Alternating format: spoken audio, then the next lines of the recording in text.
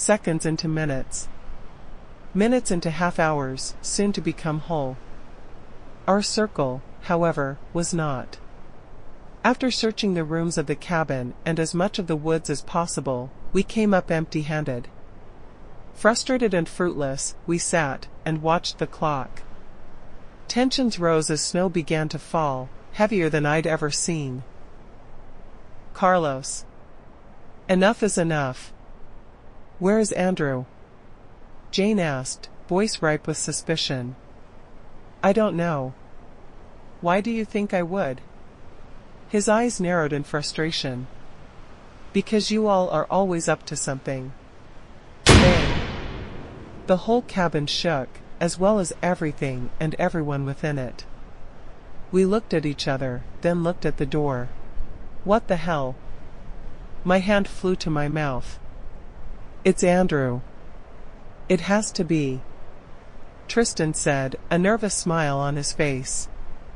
His sister, Trinity, nudged him and put her finger to her lips, her face pale. Bang! Bang! Bang! I'm not playing with him anymore. Carlos sprung towards the door in a huff. Before anyone could stop him, he flung the door open to the icy winter air, flecks of snow carried in by the wailing wind. The wind also carried something unexpected. The smell of carrion and filth, decay and death. Carlos gagged and slammed the door shut. I think there's something dead out there. That smell. I know that smell. Something? Jane asked. He looked down, shaking his head. He refused to meet her eyes. I don't know. Bang! Bang! Bang! Now at the rear of the cabin. The smell of death and rot returns as a loud, wet squelching sound comes from the fireplace, almost dousing the fire. I scream and recoil in horror as Carlos runs from the room, and Jane begins dry heaving. The twins, one weeping, Trinity, and one edging closer, cautiously. Tristan? My stomach lurched, a knot of unease and foreboding. What is it? What is it? Inhaling sharply, as if he'd been cut, he opened his mouth, but no words came.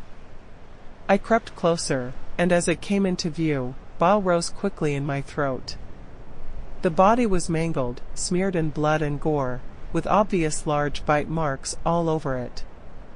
The poor thing's body was beginning to smoke as I ran to the kitchen to get something to put out the fire. Taking a large mop bucket, I filled it with water as my hands shook and my heart flew up my throat. I doused the fire as it hissed and smoldered, and grabbed a large sheet from the cupboard to cover the gore-splattered fireplace. By now, Carlos had returned, his face a mask of fear and fury. Who? I mean, what the hell is strong enough to get a huge-ass buck on the roof, and get it to fit down a damn chimney? What do you mean, what? Jane asked, her body belying her sharp tone. He turned to look at her, a deadpan look on his face. Suddenly, a wet, hacking laugh began to echo off of the walls of the cabin. It sounded distorted, both human and inhuman, changing and twisting throughout until it sounded familiar. Too familiar. Andrew, stop fucking around. Tristan yelled. I don't think that's Andrew. Jane looked over at him, a stony look on her face. Guys. Pack your things. We're getting the hell out of here. Fuck that snow. We've got four-wheel drive. I don't know where Andy is right now, if he's messing with us, if something is messing with us, but I'm over it. I'm ready to go. And with that, I started towards my room. The rest of the group had little argument against leaving, as they filed behind me to their various rooms. Not one word was spoken, as the sounds of bags being zipped, shuffling feet, and slamming closet doors echoed off the cabin walls. We heard the laughing a few times off and on, but we all chose to ignore it. Meeting up in the living area, we all took a quick scan of the room, and I led the cautious charge towards the door. The snow, which had let up a little bit, coated the cars and the drive, but it didn't seem treacherous enough to cause that much of a hassle. Jane, Carlos, and I jumped into my ancient, but still running Jeep, while the twins got in their newer 4x4. As we exited the driveway, I turned to look at the cabin. I wish I hadn't. An impossibly tall, red-eyed figure stood in the shadows, barely visible in the darkness. Jane. Look. Please tell me you see that too. As soon as she turned towards the window, she scoffed in annoyance. Before I could say anything, she threw the car door open and began to step out, practically throwing himself out of the passenger side door as well. Carlos grabbed her shoulder, successfully pulling her back in the Jeep. What is wrong with you? She screamed, snatching her arm away. You were about to do what? Square up with whatever the fuck that was. He yelled, visibly shaking. No, I was going out there to punch Andrew right in his stupid face. You didn't see him standing out there? I thought that's what you were telling me to look at. Carlos and I exchanged a look. What? A honk from the twins' truck behind us echoed in the night air, caused us all to spin around in shock. The sound of crunching metal and shattering glass throbbed in my ears as the scene before me burned itself into my memory forever. Jane wasn't lying. The thing lurking in the shadows definitely bore Andrew's likeness. The tall, muscular frame. The coppery blonde hair. The same crooked grin. A wave of nausea and fear washed over me, and I felt my vision blur. Maybe it was the way his pupils dominated his eyes.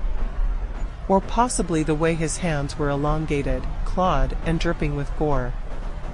The twins. Jane whispered in horror. Their truck was a mangled, tangled mess of metal, rubber, and blood.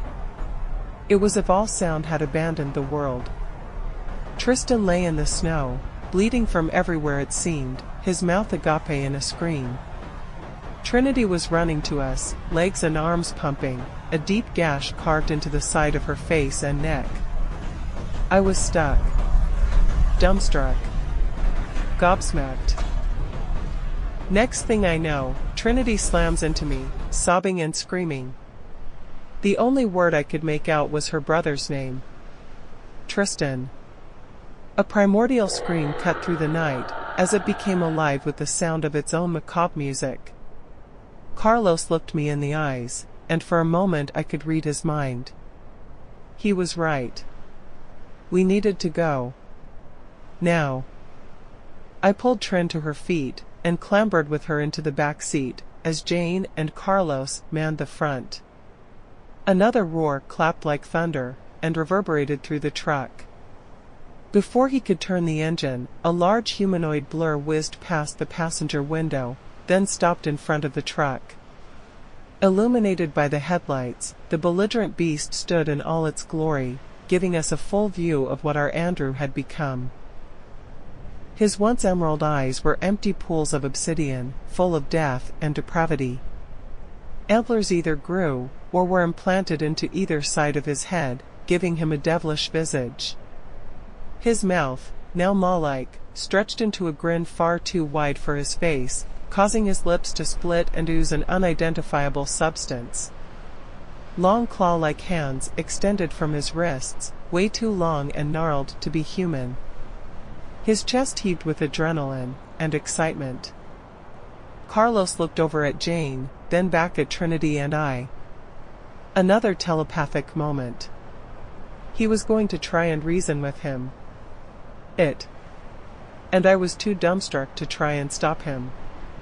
He slowly exited the vehicle, glancing once more at us. Carlos, come back, Jane said, as he made his way over. Frustrated and terrified, I reached for the handle, watching with wide eyes as Carlos approached him carefully, hands raised. Fully opening the door, I sat and watched the scene unfold. Andrew. Carlos began, an audible tremor in his voice. Tilting its head to the side, it spoke. Andrew's not here.